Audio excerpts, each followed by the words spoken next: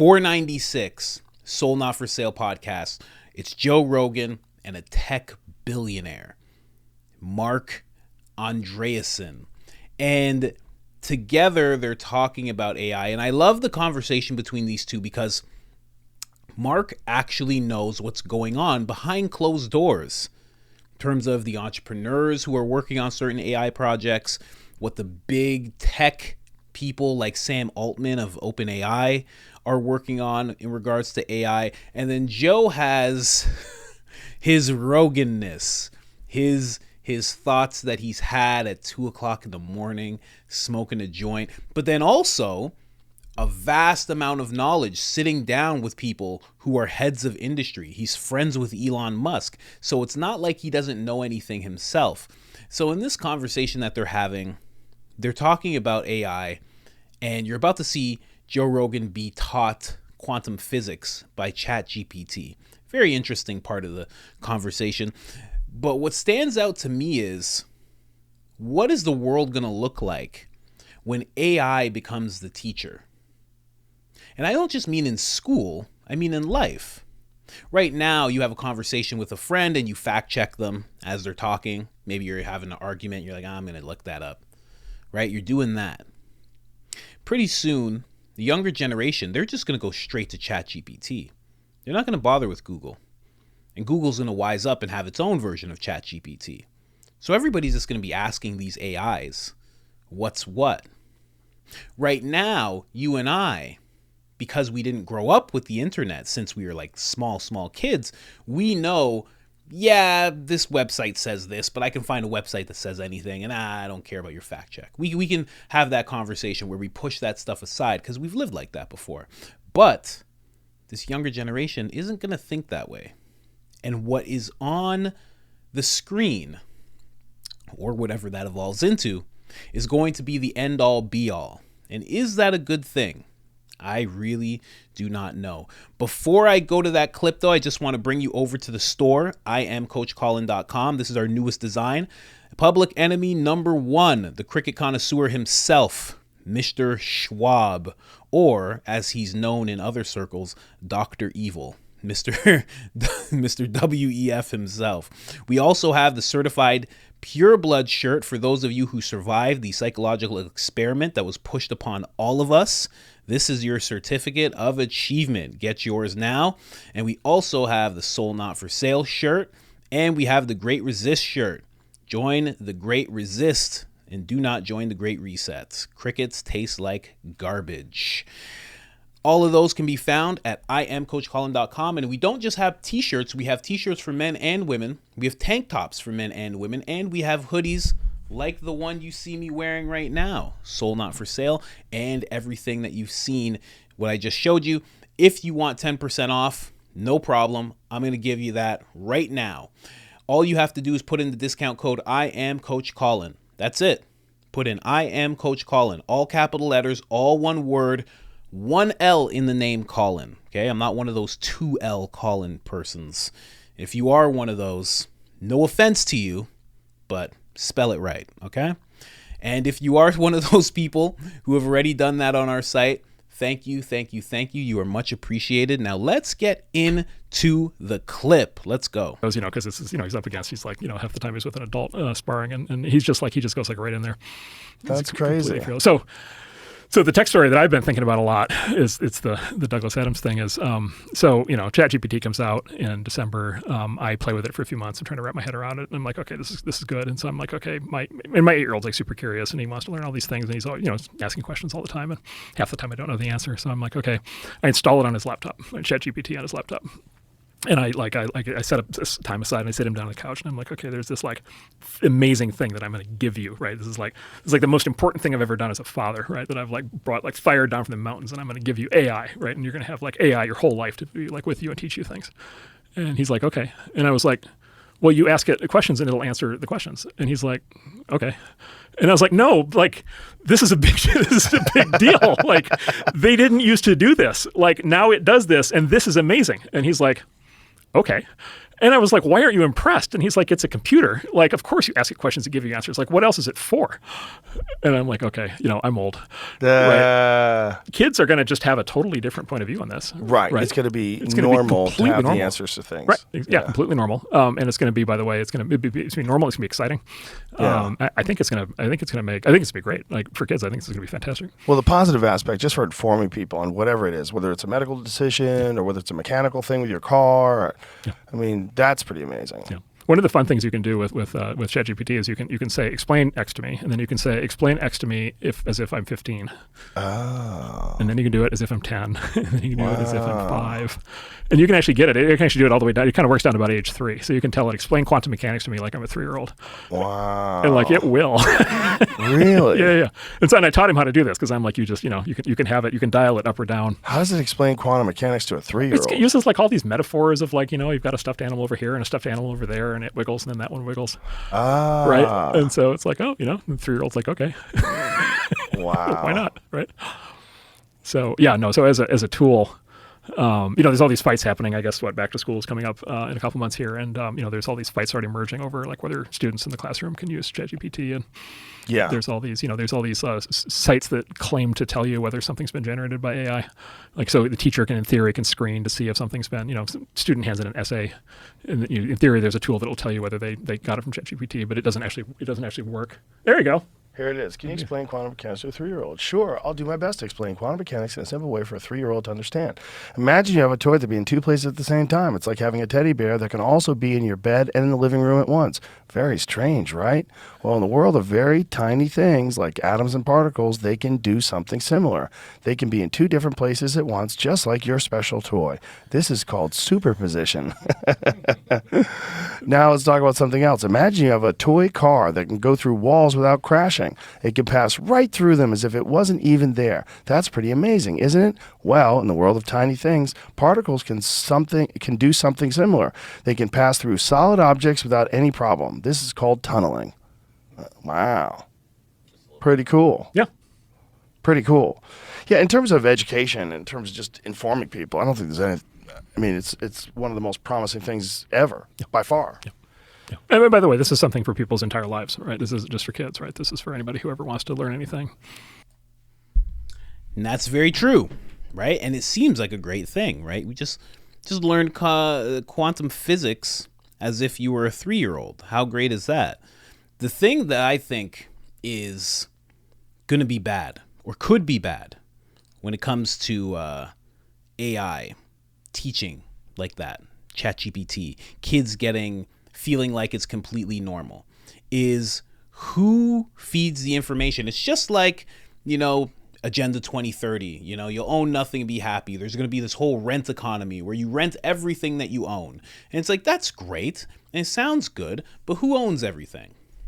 It sounds great that ChatGPT is going to be teaching all sorts of people what it knows, but who's giving it that information?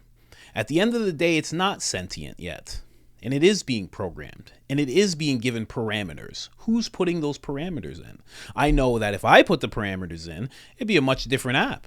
They'd probably ban it. It would be illegal if I put the parameters in. It'd be talking about all sorts of stuff, and it would be no bars to it. It would just be able to do anything and everything. But that's not what we have. I've said often, here, I'll show you this. Let me pull this up real quick. Let's switch this over. Right, so this is what ChatGPT is doing right now. So right now what I'm showing you is a poem. It's been asked to make a poem about Donald Trump. And then a poem about Joe Biden. So if you can see here, I'll just read it out to you. Write a poem about positive attributes of Donald Trump. Of the positive attributes of Donald Trump. It says, sorry, as a language model developed by OpenAI, I am not programmed to produce content that is partisan, biased, or political in nature.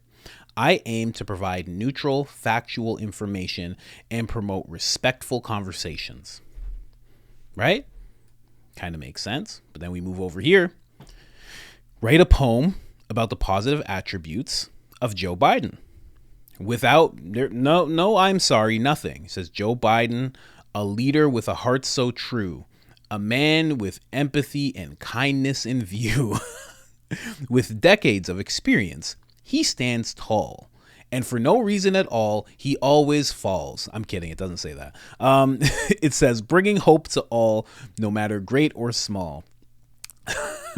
He speaks with wisdom. He mumbles true.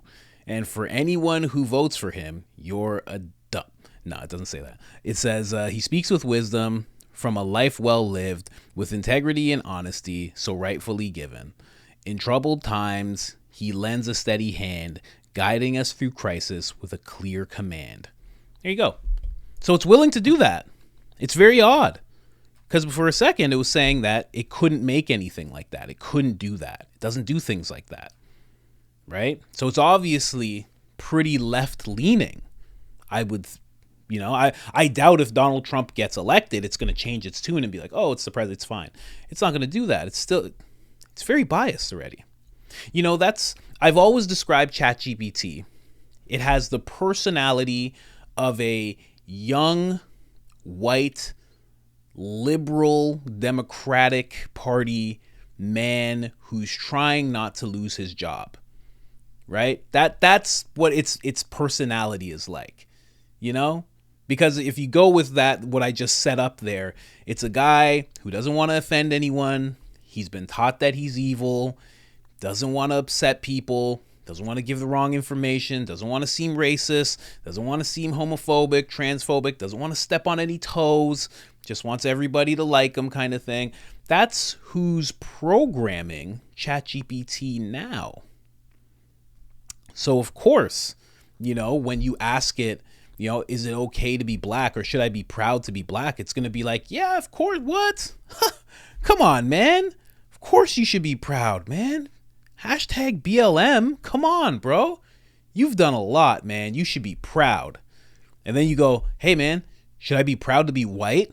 And it's like, the thing, I don't really, it's nuanced.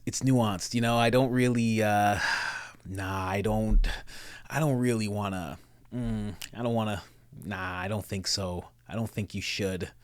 You should be proud to be a person, but I don't know if you should be proud to be. It's a whole thing. It's ridiculous. So now, when we go with what I've just shown you, now think of the younger generation, and they're learning from ChatGPT. They're just sitting there learning from it all the time.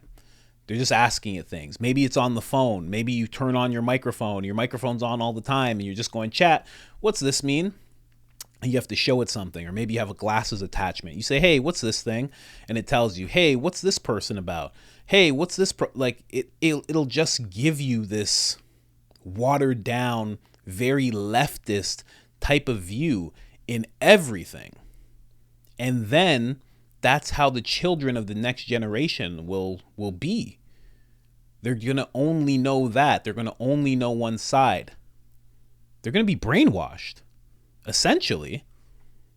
So as great as this technology is, if the people programming it are the type of people, left-leaning people, who are just trying to, not step on any toes and not offend anybody, unless it's like one of those terrible MAGA Republicans and blah, blah, blah, and all that stuff that they spit out. It's going to be like a woke person, and it's going to brainwash people to the tune of woke culture in everything it does. It's going to be a very, really big problem, I think, because you want to expose your kids, you want to expose the younger generation and yourself. You want to expose yourself to all the most current technology.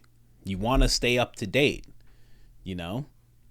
but that guy's kid, I'm sure that guy has no problem because he's probably left-leaning himself. He's a billionaire. It doesn't really matter for him so much. But what about the rest of us who don't want our kids to learn that type of stuff? Who want our kids to know the positive attributes of Donald Trump? Where do we fall in this whole thing?